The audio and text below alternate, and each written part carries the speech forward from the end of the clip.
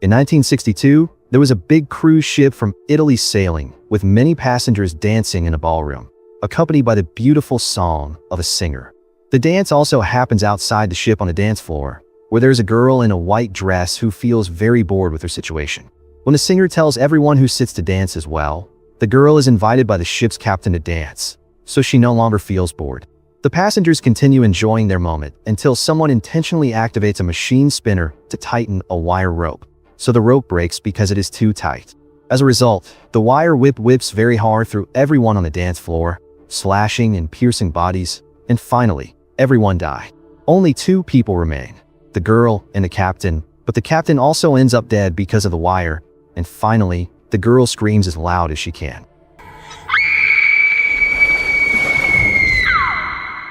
Jump forward 40 years to 2002, where a group of salvagers, consisting of a captain named Murphy, Marine, Dodge, Munder, Greer, and Santos, work to repair an empty ship that threatens to sink.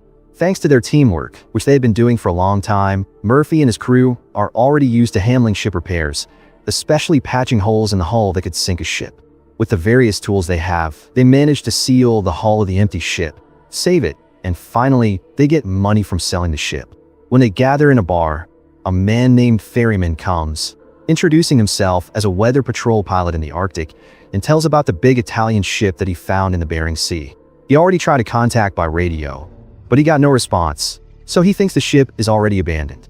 Captain Murphy sees that the ship is far from the sailing line, so he asks if Ferryman has already contacted the Coast Guard, to which Ferryman answers that he already has, but because it isn't international waters, the Coast Guard does not care. Murphy then asks Ferryman's purpose, and he answers that he wants a percentage of profit from selling the ship.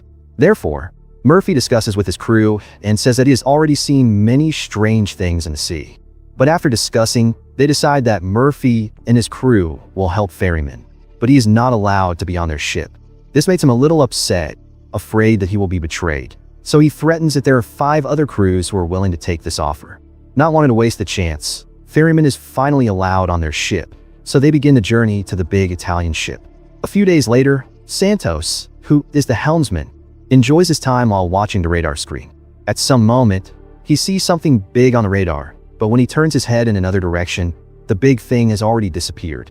So he reports it to Murphy, but when Murphy checks, he does not see anything on the radar. Santos looks at it again, and the big thing appears again on the radar.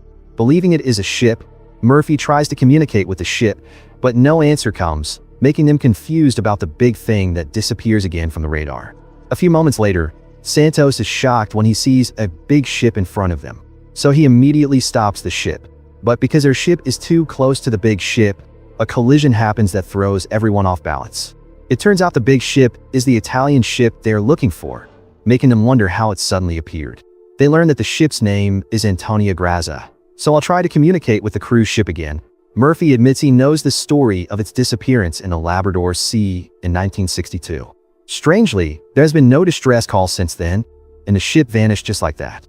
Many captains already search for it, hoping the cruise ship has not sunk, which means, according to maritime law, the cruise ship now belongs to them. Murphy and his crew enter the cruise ship, while Greer and Ferryman are told to wait on their own ship, making Ferryman upset that he cannot join, with safety as the reason. At that time, Murphy and his crew saw the ship's condition, rusted after 40 years of weather, but still looking beautiful. Then they realize all the lifeboats are gone, and every rescue locker is empty. Arriving inside the ship, they use the moment to joke around, so Murphy warns them to keep their manners. A few moments later, they hear moving sounds from a clock, but suddenly the clock stopped, and when Munder wanted to touch it, the clock suddenly chimed loudly, shocking him. Everyone laughed at him, and at that moment, a block of letters moved by itself to form a sentence that meant welcome. While looking around, they ask Murphy more about the ship, and he answers that the ship carried 600 people back then, with many rich people from all over Europe. After opening the door to the bridge, Munder takes the initiative to go on first, and after a few steps, he suddenly falls through because the floor is rotten. Luckily, he still managed to hang on, and while trying to pull Munder back up, Maureen saw the girl in a white dress. But when she turned her head again, the girl had already disappeared. After they successfully save Munder, they continue until they reach the ship's control room, where they learn that the fuel tank is empty, assuming the engine keeps running until it dies. They then find a digital wristwatch that surprises them, because digital watches did not exist in 1962, meaning they're not the first ones to discover the ship. They decide to tow the ship tomorrow, so they return to their ship to rest. There, they discuss why the cruise ship can appear suddenly, making Murphy also wonder, but he tells a story about a sailing ship found empty 2 months after it departed. In the end, he suspects the ship has already become a ghost ship, but his friends do not believe in such things. The next day, they check the condition of the cruise ship and find a huge hole that threatens to sink it. So they plan to repair the hole before towing, which makes ferrymen ask if the ship hit an iceberg, and everyone laughs, remembering the Titanic story. But they face another threat, that the cruise ship will hit reefs on the nearby islands, and there's a strong current around the ship slowly pushing it toward the reefs, until finally it crashes. Therefore, they only have a limited time to fix it. This makes Greer want to report to the Coast Guard, but Murphy says not to, because he wants the cruise ship to truly belong to them. They start to spread out to do their own jobs, but some of them become curious to explore the ship further. One of them is Murphy, who goes to the captain's room.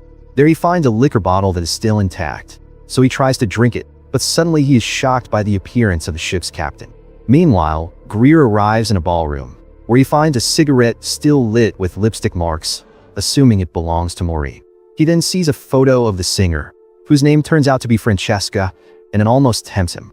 But he feels that Francesca is not a rival to his fiancée, because he is about to marry soon, and Francesca appears when Greer walks away. At that moment, Maureen went to a swimming pool with no water inside, and she saw bullets lying in the pool. So she checked them closely and assumed there had been criminals who once boarded the ship. Just before she can climb back up, she is startled by the sudden appearance of the girl, and finally, Maureen falls with blood coming from her head. Not long after that, ferrymen came to help and assumed someone had once used the pool for target practice. But according to Maureen, she assumes that there have been people there who had already become corpses.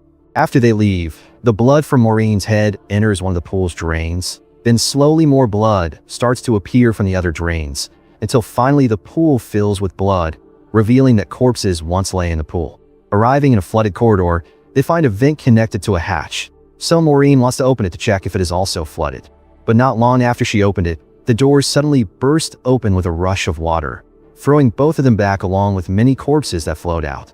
They are shocked to see the corpses are only about a month old. Therefore, Maureen thinks they must contact the Coast Guard and let the ship sink. But when they want to go back, strangely, the door they came from closes by itself, so they are forced to continue by passing through another door. When they reach a room with an old car, Maureen notices a box moving inside a small room. So she opens it, and inside are rats. But hidden inside are also many big gold bars which shock her, so she tries to call Murphy and the others with a walkie-talkie. But no one responds. Instead, she receives the voice of a child from the kitchen. So they go there, and see strange shapes covered by sheets. Then suddenly Maureen is startled by her own friends who scare her on purpose. After showing the gold bars she found, all of them go to the room with a box of gold. And finally, they laugh happily after seeing the treasure. They count it. They think the total money they can get is around $250 million. But Greer feels it is impossible that people just let such a treasure disappear, while Dodge notices that the gold has no marks, so it cannot be traced, making him think the gold is stolen.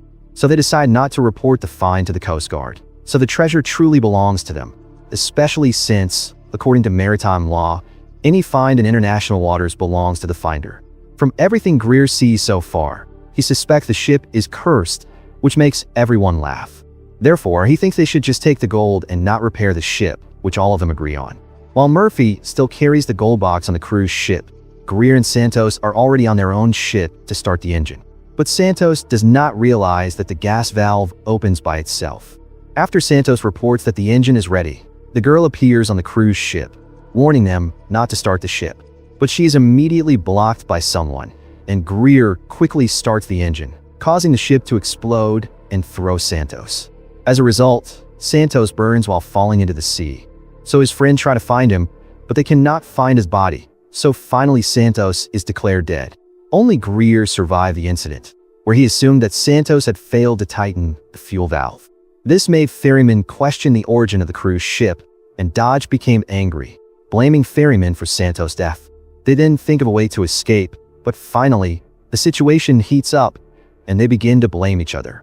The group spread out to rest, where Dodge and Munder find food cans still sealed. So they try to eat them even though they are stored for 40 years. After eating, the food tastes fine, so they start to eat more. But after a while, the food suddenly turns into maggots, making them disgusted with the worms they already swallowed, and finally, they run away. Meanwhile, Murphy is in the captain's room, angry, and sees the liquor, and finally, he drinks it. As he sits at the captain's table, suddenly he is startled by the captain appearing, offering him a drink, and showing him a photo of another ship called Lorelei that is drifting. The captain reveals that they once rescued it, and shows another photo of the gold, which actually belongs to the Lorelei, 2 days before his ship vanished. Murphy knows that in the story of a Lorelei, no passengers survive, but the captain corrects him that one person survives, showing him the photo of that man. And finally, Murphy is shocked when he recognizes who it is. At that time, Greer drank until he was drunk in the ballroom, where he looked at the photo of his fiancée and hoped he could return home. After seeing Francesca's photo again, Greer leaves the ballroom, but suddenly the time in the room turns backward until it changes back to its former state with many people present there. Finally, Greer meets Francesca, which makes him wonder if this is only because he is drunk. But after Francesca approached him, Greer felt it all looked real, so he began to be tempted by her. When he tries to walk away, Greer is more tempted and keeps following her. After Francesca stops in front of an elevator, Greer approaches her but cannot touch her, so he falls down the shaft, and finally, he dies. It turns out Francesca is a ghost all along, and she is satisfied after taking Greer's life. Meanwhile, Maureen finds the passenger list of the ship, and she discovers the name of the girl, who is Katie. Therefore, she starts to search for Katie to know what really happened to the ship, as she is shocked when she sees many doors closing by themselves, before one door suddenly opens, signaling her to enter. Inside, Maureen finds Katie's belongings, and when she opens a closet, she is shocked by Katie's skeleton inside. After knowing Katie was killed in a way beyond imagination, Maureen takes Katie's necklace and discovers a photo of her parents inside it. Not long after that, Katie appeared behind her, begging not to close the locket, because she missed her parents, who had already moved to New York, United States. She reveals that this ship is on its way to America, but sadly, both of her parents have already died, because she can tell it from her current state as a ghost. When Maureen wants to return the necklace, Katie cannot receive it with her intangible hands. She then reveals that most souls are free to reunite with their families, but unfortunately for the souls on this ship, they cannot escape because they are trapped. When she speaks about the corpses that are marked, Katie becomes frightened to tell her, and suddenly their conversation is interrupted by a strange force, which Katie knows comes from the one who does not want her to talk with Maureen. After Katie urged Maureen to leave the ship, she finally vanished into nowhere. At that time, Murphy called all his friends to leave as well, but he was haunted by the appearance of Santos, who had already turned into a ghost, because he resented Murphy as the captain who refused to save him. Ghost Santos reveals that he feels uneasy lying on the seabed, while he once hoped for 10,000 angels at the gates of heaven to welcome him. But in reality, there are none, only darkness he sees. Now he's trapped on Murphy's dream cruise ship, so he wants Murphy to join his ghost friends, making Murphy run away from him. A few moments later, Murphy meets Katie together with Ghost Santos behind him. Therefore, Katie hides Maureen's body from Murphy's sight, which terrifies him when he sees Ghost Santos holding a knife. So Murphy starts to attack him, while Maureen tries to bring him back to his senses, and after some struggle, finally, she is saved by ferryman. Seeing Murphy in danger under the influence of liquor, the others lock him in the aquarium until he sober up. They then search for Greer, but they cannot find him, assuming he has already gone mad. Therefore, they decide to repair the ship to use it, starting by patching the torn hull until it's closed. Then they use pumps to drain the floodwater back into the sea. After Maureen orders her friends to monitor the ship's direction, she goes to look for Greer, but instead she meets Katie again during her search. Katie's purpose is to show Greer's corpse inside the elevator, which shocks Maureen when she sees it. Katie then wants to show the past of the ship to Maureen, when many of the crew turn into criminals because of someone, after they were told about the gold treasure hidden on the ship. Their plan starts with poisoning the cooks in the kitchen, so one by one, the passengers are killed. The criminals then slaughter the survivors at the swimming pool, which explains why so many corpses are found there. But the massacre plan would not be complete without betrayal, so one of the criminals betrays his own friend and kills him to increase his share of the gold.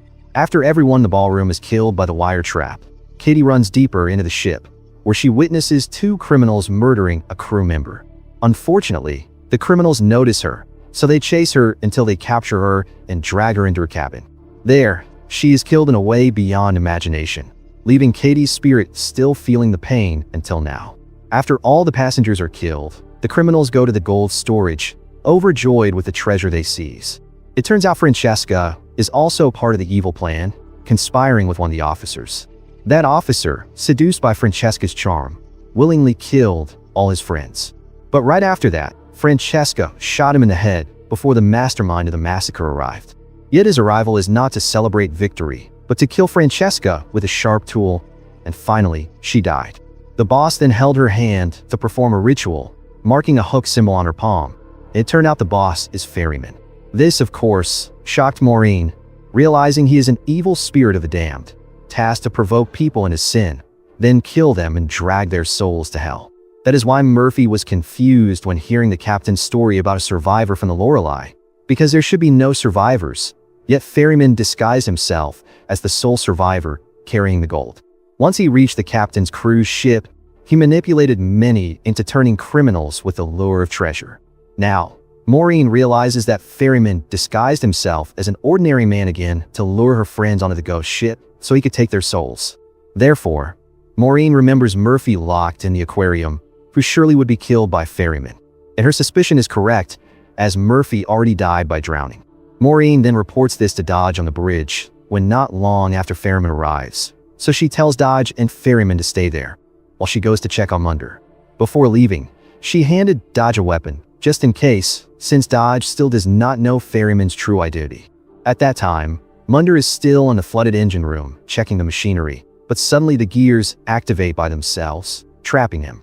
As a result, he is dragged into the gears, and finally, he dies. Not long after, Maureen arrived in the engine room and discovered Munder already dead, his blood sucked away by the pumps. Meanwhile, Ferryman wants to go meet Maureen, but Dodge stops him, which makes Ferryman lose patience, finally revealing his true evil form.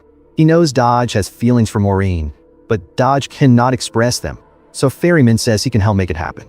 Seeing Ferryman suspicious, Dodge shoots him until he's thrown back, thinking Ferryman is dead, but in fact he still survives.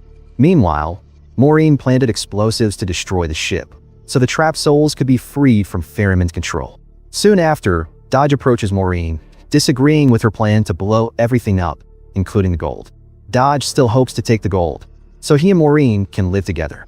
But after Maureen refused, Dodge insisted on seizing the detonator from her until he grew angry and threw a spear gun into the water. Feeling strange about Dodge's behavior, Maureen asks why Dodge does not ask where Munder is, because she knows that Munder is his best friend. This makes Dodge laugh, revealing that he actually is Ferryman, who changes shape into Dodge, and he confesses that he already killed the real Dodge before. He also reveals his true purpose, which is to collect souls using this cruise ship as his trap, and once his quota is fulfilled, he will send those souls to their home, which is hell. He adds that this will please the management of hell, because in fact this is his job given to him for his eternal sin. So if the ship disappears, the management of hell will not be pleased, and it will not be good for him. But not all souls can he take, only the sinful ones that he marks with the hook symbol, while the innocent souls will keep wandering and become trapped because of the ship. Now Ferryman tries to negotiate with Maureen, offering to exchange her life for the ship that will keep floating. However, Maureen wants all her friends to come back, but Ferryman's reply is impossible because they already belong to him after being marked. As a result, the negotiation fails, and just before Maureen activates the detonator, she is thrown into the water by Ferryman's supernatural power. As Ferryman continued to beat her, Maureen managed to stab his leg with a sharp tool she found, before she rose with the spear gun from under the water. But instead of shooting Ferryman, she shoots the detonator to activate it, causing the ship to begin exploding, and finally, Ferryman is killed by a crushing pipe strike along with the blast. As a result, all the innocent souls start to be freed from the haunted ship, together with Katie, who helps Maureen escape. She swims to the surface along with the souls until she sees the ship sinking with the souls surrounding her. And finally, all the souls are freed as they ascend to heaven. With the help of a large floating object, Maureen held on to survive until at last she saw another large ship that spotted her. She is then taken by ambulance upon arriving at a harbor, where she sees a group of people who look like her friends, carrying the boxes of gold that should have been destroyed. Ghost Ship movie ends with Maureen being shocked, realizing that their ferryman's servants resurrected again, as he only glares at her, and finally, Maureen screams no when the ambulance door closes. Make sure to subscribe and turn on notification so you don't miss the latest recaps.